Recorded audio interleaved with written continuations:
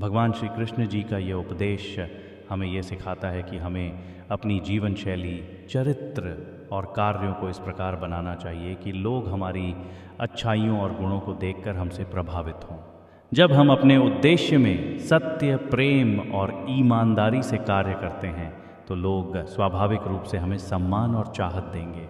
इस उपदेश का मतलब ये नहीं है कि हमें दिखावा करना चाहिए या अपनी छवि बनाने के लिए प्रयास करना चाहिए, बल्कि यह हमें यह सिखाता है कि हमें अपने आंतरिक स्वभाव को श्रेष्ठ बनाना चाहिए ताकि जो भी हमसे संपर्क करें वे हमारी अच्छाइयों और उच्च नैतिक मूल्यों को पहचानें और हमारे साथ समय बिताने की इच्छा करें। इसका उद्देश्य खुद को एक प्रेरणा स्रोत बनाना है ताकि लोग हमारी तरफ खींचे चले आएं और हमारे साथ जुड़ने का अनुभव सुखद और प्रेरणादायक हो। भगवान श्री कृष्ण जी का यह उपदेश हमें यह भी समझाता है कि हमें अपनी आत्मविश्वास और आत्ममूल्यता को मजबूत बनाना चाहिए। जब हम खुद को अपने भीतर की शक्ति और क्षमता के साथ पहचानते हैं तो हम अपने लक्ष्य को प्राप्त करने के लिए न केवल प्रेरित होते हैं बल्कि हमारी उपस्थिति भी लोगों के लिए प्रेरणा स्रोत बन जाती है। कृष्ण जी ने जीवन में कभी भी अपनी शक्ति को कम नहीं आंका बल्कि हमेशा अपने कार्यों में विश्वास रखा। जब हम अपने आत्मविश्वास को बढ़ाते हैं और अपने लक्ष्य की ओर निरंतर बढ़ते हैं तो हमारी सफलता स्वाभाविक रूप से दूसरों को आकर्षित करती है। इस प्रकार जब लोग हमारी मेहनत और आत्मविश्वास को देखते हैं तो वे हमारी ओर खींचे चले आते हैं और हमारी उपलब्धियों का सम्मान करते हैं।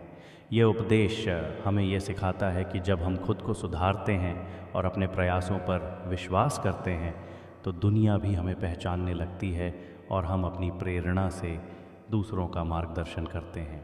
भगवान श्री कृष्ण जी का यह उपदेश हमें यह सिखाता है कि हमें अपने कार्यों में निस्वार्थ भाव और समर्पण के साथ संलग्न रहना चाहिए। कृष्ण जी ने भगवद गीता में कर्मयोग की महिमा बताई जिसमें हमें बिना किसी व्यक्तिगत लाभ की इच्छा के केवल अपना कर्तव्य निभाने की प्रेरणा दी। जब हम अपने कार्यों में शुद्ध भाव और ईमानदारी से समर्पित रहते हैं तब हमारा काम न केवल हमारे लिए बल्कि समाज के लिए भी प्रेरणा का स्रोत बन जाता है। लोग हमारी सच्चाई, मेहनत और निस्वार्थता को देखकर हमसे जुड़ना चाहते हैं।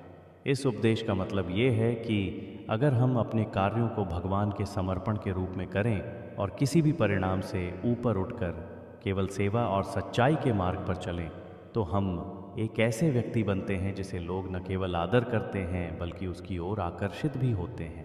इसीलिए श्री कृष्ण जी हमें ये शिक्षा देते हैं कि निस्वार्थ कार्य और समर्पण से ही हम लोगों के दिलों में एक विशेष स्थान बना सकते हैं और उन्हें अपनी ओर आकर्षित कर सकते हैं।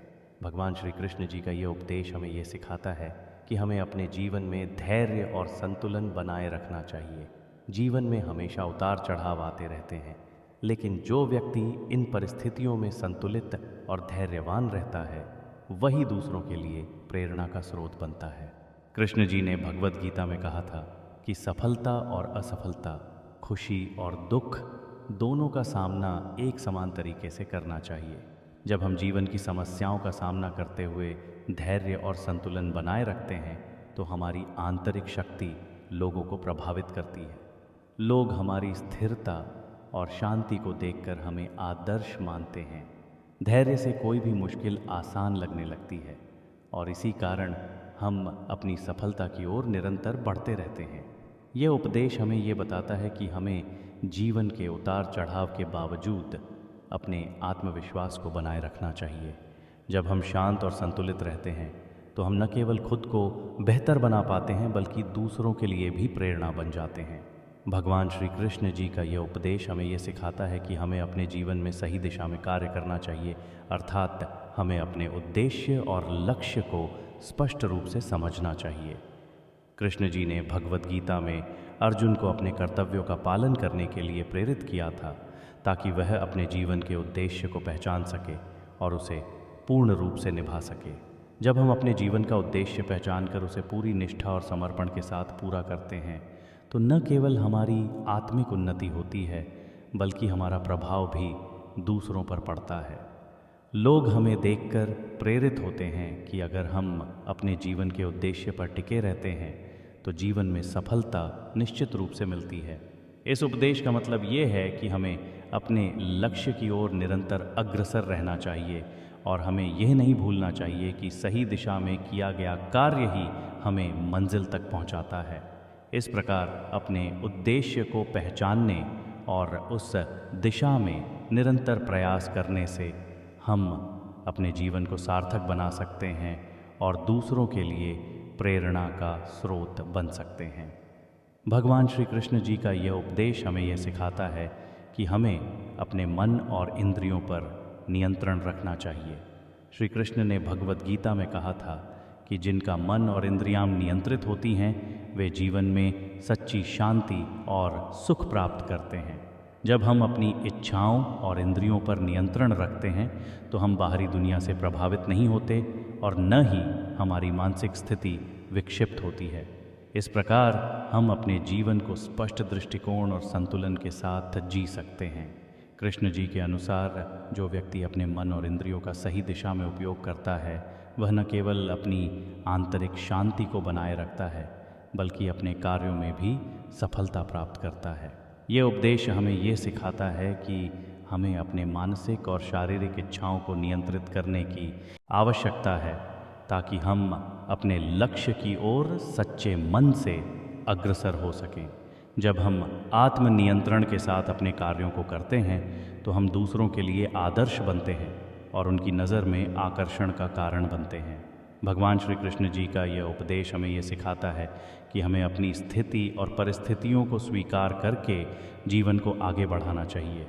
कृष्ण जी ने अर्जुन को ये समझाया था कि हमें जीवन में आने वाली हर परिस्थिति को एक अवसर के रूप में देखना चाहिए क्योंकि यही जीवन का सत्य है, कभी सुख कभी दुख। जब हम अपनी परिस्थितियों को बिना किसी शिकायत या विरोध के स्वीकार करते हैं तो हम मानसिक शांति और संतुलन प्राप्त करते हैं।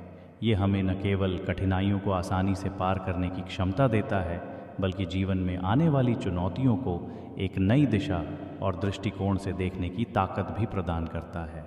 यह उपदेश हमें ये सिखाता है कि हमें हमेशा अपने भीतर सकारात्मकता बनाए रखनी चाहिए और जीवन के हर पल को सीखने और सुधारने का अवसर मानना चाहिए।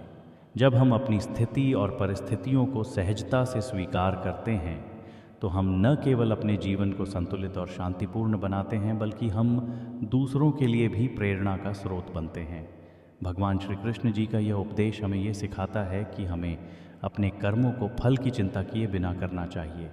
श्री कृष्ण ने भगवद गीता में अर्जुन को बताया था कि कर्म किए जा लेकिन उसके परिणाम की चिंता मत कर। इस उपदेश का अर्थ है कि हमें अपने कार्यों को निस्वार्थ भाव से, पूर्ण समर्पण और ईमानदारी से करना चाहिए, न कि सिर्फ अपने व्यक्तिगत लाभ या सफलता की अपेक्षा के साथ। जब हम अपने कर्मों को बिना किसी स्वार्थ के करते हैं तो न केवल हमारा कार्य सफल होता है बल्कि हम मानसिक शांति और संतुष्टि भी प्राप्त करते हैं। इस प्रकार हम किसी भी परिस्थिति में अडिग रहते हुए अपने कार्य को अच्छे से पूरा करने की दिशा में आगे बढ़ते हैं। यह उपदेश हमें यह सिखाता है कि हमें जीवन में प्रत्येक कार्य को निष्ठा और ईमानदारी से करना चाहिए क्योंकि परिणाम भगवान के हाथ में है। अगर हम अपने कर्मों में शुद्धता और निस्वार्थता रखते हैं तो हम स्वाभाविक रूप से सफलता और संतोष की ओर अग्रसर होते हैं। जब लोग हमारी मेहनत और निस्वार्थ भावना को देखते हैं तो वे हमसे प्रेरित होते हैं और हमारी ओर खींचे चले आते हैं।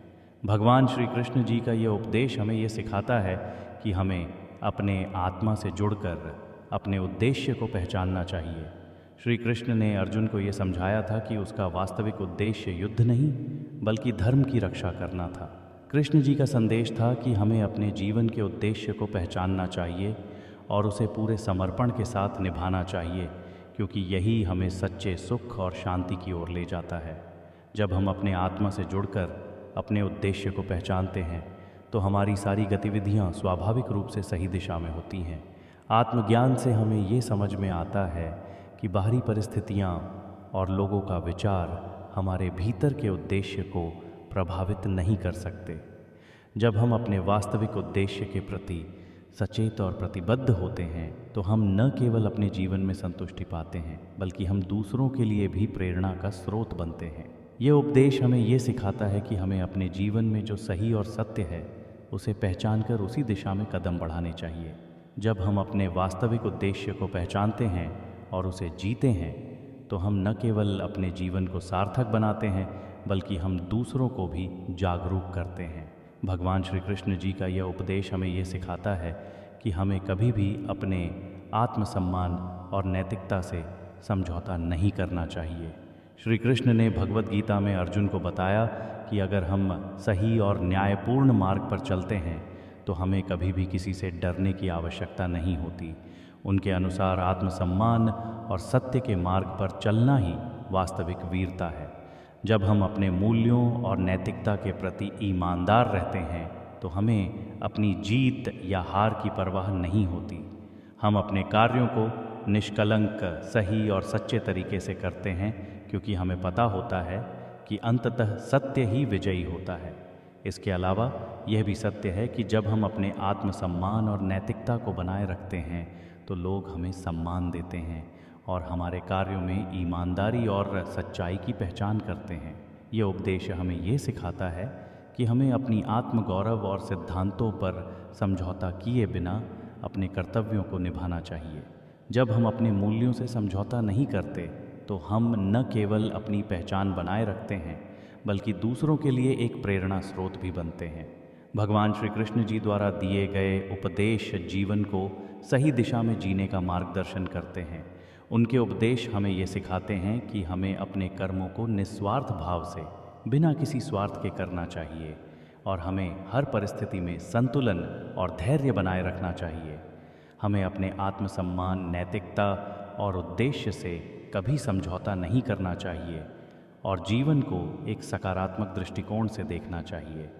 श्री कृष्ण जी का संदेश यह है कि जब हम अपने आंतरिक स्वभाव को सही दिशा में विकसित करते हैं, अपने उद्देश्य को पहचानते हैं और अपने कार्यों में ईमानदारी से समर्पित रहते हैं तो हम न केवल अपनी सफलता की ओर बढ़ते हैं बल्कि हम दूसरों के लिए भी प्रेरणा का स्रोत बनते हैं।